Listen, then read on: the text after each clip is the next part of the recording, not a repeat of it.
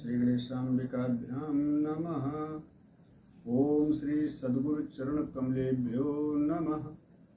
ओम श्री परमात्मने नमः। ओम श्री सीतारामाय नमः। ओम श्री राधा कृष्णाय नमः। हरि ओम नमः शिवाय। अज्ञानतिमिरान्धस्य ज्ञानाञ्जनशलाकया चक्षुरुन्मीलितं येन तस्मै श्रीगुरुवे नमः। बोलिए सद्गुरुदेव भगवान की जय हो। बोलिए सच्चिदानंद भगवान की जय हो। आदिशक्ति दुर्गे मैया की जय हो। श्री गणेश भगवान की जय हो। श्री हनुमान जी महाराज की जय हो। श्री रामकृष्ण भगवान के श्री चरणों में अनंत बार प्रणाम नमन बंदन समर्पित करते हुए श्री गौरी शंकर भगवान श्री हनुमान जी महाराज के श्री चरणों में अनंत बार प्रणाम नमन बंदन समर्पित करते हुए यत्र तत्र से पधारे हुए समस्त सुधीर श्रद्धालु श्रोता बंधु और जो YouTube चैनल के माध्यम से इस कथा को सुनेंगे या सुन रहे हैं, वो समस्त श्रोता बंधु भगवत भाव से भगवत दृष्टि से सभी को बार बार नमन बंदन अभिनंदन। और आज इस पंचम सोपान सुंदरकांड की कथा के तृतीय भाग में हम सभी लोग प्रवेश करेंगे। कल हम सभी लोग सुन रहे थे श्री हनुमान जी को जामवंत जी जगाने का प्रयास कर रहे हैं।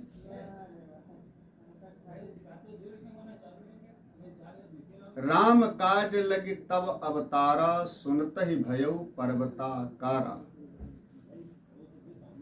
आगे हम सब लोग श्रवण करें श्री हनुमान जी की कृपा प्राप्ति के उद्देश्य से उनके चरित्र को सुने, आगे उनकी महिमा का गुणगान सुने।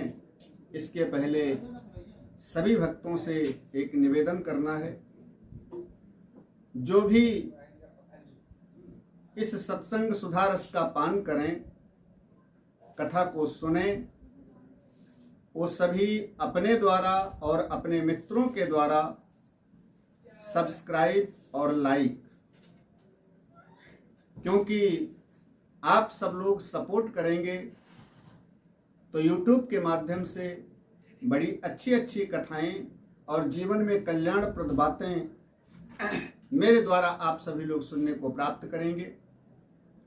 इसलिए इस चैनल को सपोर्ट करने के भाव से सब्सक्राइब और लाइक इसको सभी लोग करते हुए मित्रों के पास शेयर करें और अपने मित्रों से भी सब्सक्राइब लाइक करवाने का प्रयास करें। और इस काम को करने के लिए अनंत बार धन्यवाद सभी को, और कोटि कोटि हमारी तरफ से आशीर्वाद सभी के लिए।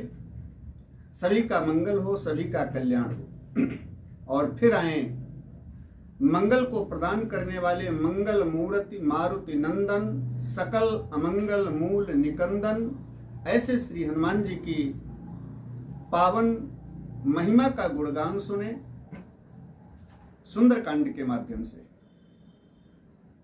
बोलिए श्री हनुमान जी महाराज की जय हो। तो श्री जामवंत जी ने जब श्री हनुमान जी को जगाने का प्रयास किया कि राम जी का काम करने के लिए तुम्हारा अवतार हुआ है, जागो, तो राम जी के नाम को सुन करके या राम जी के काम की सुन करके श्री हनुमान जी जागे। और जागे तो कितना ज्यादा जागे, कहते हैं सुनतहि भयउ पर्वताकारा। बड़ी जोर से गर्जना किया, अट्टहास करि गर्जा कपि बढ़लाग आकाश। इतना अपने शरीर का विस्तार किया तुलसीदास जी कहते हैं कि आकाश से पृथ्वी तक केवल श्री हनुमान जी ही दिखाई पड़ रहे हैं। इतना विशाल शरीर बढ़ाया और फिर श्री हनुमान जी बड़ी भयंकर गर्जना करते हुए कहते हैं, जामवंत बोलो मैं क्या करूं, मैं क्या कर सकता हूं।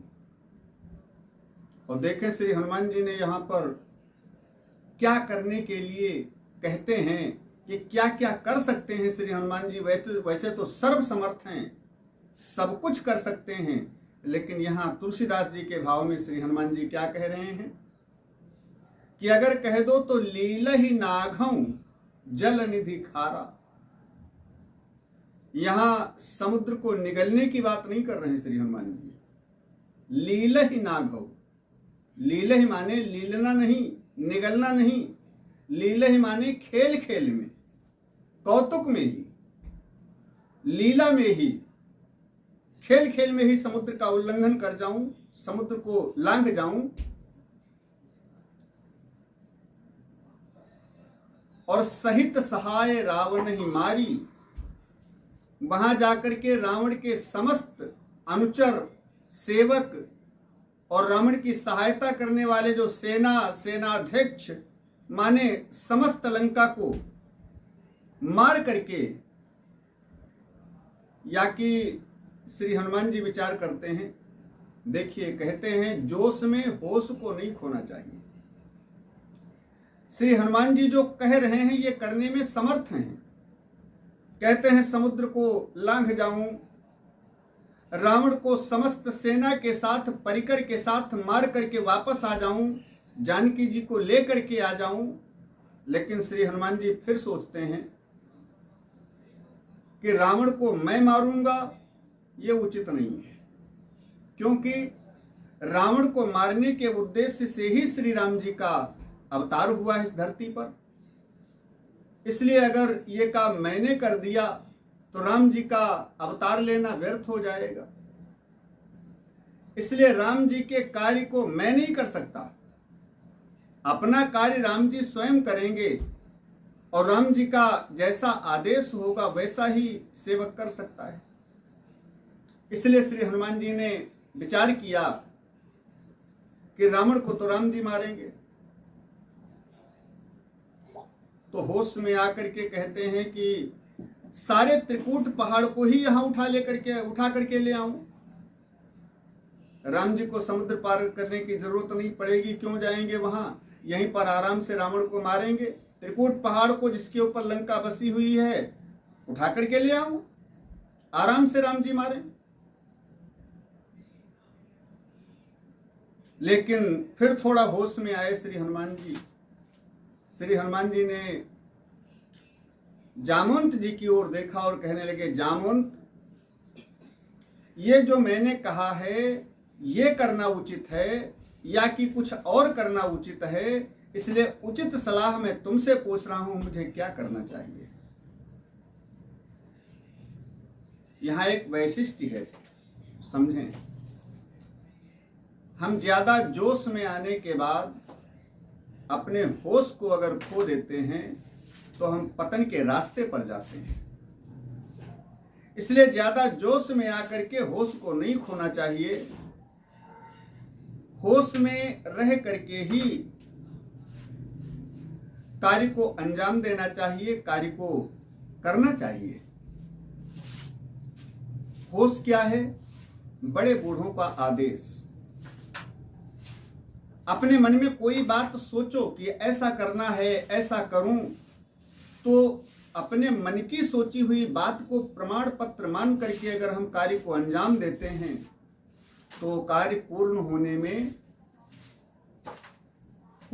में संदेह रहता है। इसलिए कार्य पूर्ण होने में संदेह न हो तो अपने मन में कोई बात मैंने सोची है, अगर अच्छी भी है, ठीक भी है, फिर भी बड़े बूढ़ों से आदेश लेना आवश्यक है, उनसे परामर्श करना आवश्यक है। ये जीवन का वैशिष्ट्य है। माने जोश है जवानी और होश है बुढ़ापा। वृद्धावस्था में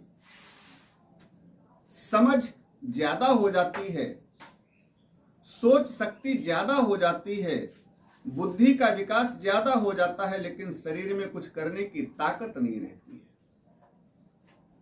और जब जवानी होती है, युवावस्था होती है, माने जोश होता है, तब करने की क्षमता तो बहुत कुछ होती है, लेकिन होश नहीं होता है। बुद्धि में विचार शक्ति उतनी बढ़िया नहीं होती है, बुद्धि में सोच शक्ति उतनी बढ़िया नहीं होती है। किसी संत ने कहा है कि जीवन खत्म हुआ तो जीने का ढंग आया, जीने का ढंग आया। जीवन खत्म हुआ तो जीने का ढंग आया, जीने का ढंग आया। जीवन खत्म हुआ तो जीने का ढंग आया, जब सम्मा बुझ गई तो, जब सम्मा बुझ गई तो महफिल में रंग आया, जब सम्मा बुझ गई तो।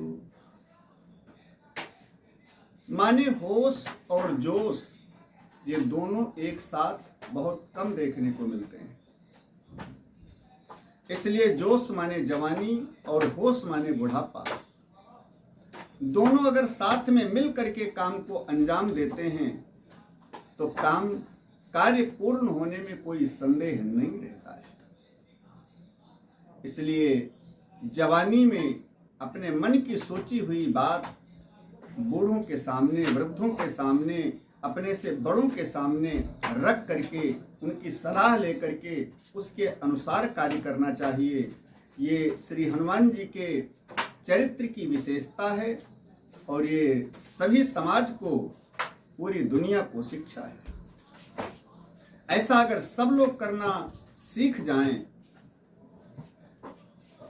तो जीवन हमारा बड़े सही रास्ते पर और सही ढंग से चलेगा और जीवन में कोई कटुता, कलुषता और किसी प्रकार की हार का सामना नहीं करना पड़ेगा। अब देखें, श्री हनुमान जी जोश में हैं, खूब जोश में भरे। लीलहि नांगहु जलनि दिखारा, सहित साहे रावण मारी, आनो यहाँ त्रिकूट उपारी। लेकिन होश को खोए नहीं। श्री हनुमान जी बड़ा विनम्र होकर के जामवंत जी से कहते हैं, जामवंत मैं पूछूं तो ही और उचित सिखावनु दीजे सुमोही। हमारे मन में तो ये सब बातें आ रही हैं कि ऐसा कर दूं, समुद्र में छलांग लगा करके चला जाऊं, खेल खेल में रावण को सबके साथ मार करके, सारी सेना को मार करके, त्रिकूट पहाड़ को लंका समेत उठा करके यहाँ ले आऊं। लेकिन जामवंत जी, तुम उचित सलाह मेरे को दो कि मेरे को करना क्या चाहिए, मेरे को इस समय आदेश क्या है करने का। जो आदेश करेंगे वही काम मैं करूंगा। अब जामवंत जी का आदेश क्या है, इस बात को थोड़ा विशेष ध्यान में रखेंगे क्योंकि यही मेन पॉइंट है। जामवंत जी पहले तो बड़ा घबराए जब श्री हनुमान जी के विशाल रूप को देखा और श्री हनुमान जी के जोश को देखा तो घबरा गए कि हनुमान जी सर्वसमर्थ तो हैं ही, कहीं कार्य को अंजाम न दे दें, कहीं ऐसा करना न शुरू कर दें। लेकिन जब हनुमान जी होश में जामवंत जी से सलाह पूछते हैं तो जामवंत जी के जान में जान आई। अब जामवंत जी प्रसन्न होकर के कहते हैं, हनुमान सुनो, तुम्हें करना क्या है। इतना करहु तात तुम जाई, कितना सीत ही देखी कहो सुधियाई। बस केवल इतना करना है तुमको। कितना समुद्र पार करके जाना है, लंका में जाना है, जानकी जी के पास तक जाना है, जानकी जी की सुध लेकर के। और सुध भी यहाँ पर नहीं कहा है, यहाँ तो केवल इतना ही कहा है कि सीता ही देख, चाहे दूर से देख लो, चाहे ऊपर पेड़ पर बैठकर देख लो, चाहे जैसे जानकी जी को देख करके उनकी हालत देख करके फिर वापस आ जाना है तुरंत। सीता ही देख कहौ सुध ही आई, ये जामवंत जी का आदेश है। लेकिन यहाँ कथा में आगे सुनेंगे, आगे भागों में, कि श्री हनुमान जी ने वहां जाकर के अक्षय को भी मारा, कई राक्षसों को मारा, अशोक वाटिका उजाड़ी, लंका को जलाया। अब ये जामवंत जी का आदेश तो नहीं है। जामवंत जी ने केवल इतना ही कहा है कि सीता ही देख कहौ सुध ही आई। हनुमान जी ने प्रमाण पत्र मान लिया उसको कि बस केवल राम जी का काम इतना ही है, जानकी जी को देख करके वापस आ जाना है, मेरे लिए इतना ही आदेश है, इतने ही काम को अंजाम देना है। इसलिए श्री हनुमान जी ने जामवंत जी को प्रणाम किया, ठीक है, और श्री हनुमान जी चलने के लिए तैयार हुए। बोलिए श्री हनुमान जी महाराज की। जामवंत जी श्री हनुमान जी चलने के लिए तैयार हुए, लेकिन चलते हैं तो कैसे चलते हैं, श्री हनुमान जी के चलने का भी भाव देखें थोड़ा आगे के भाग में। बोलिए श्री हनुमान जी महाराज की जय।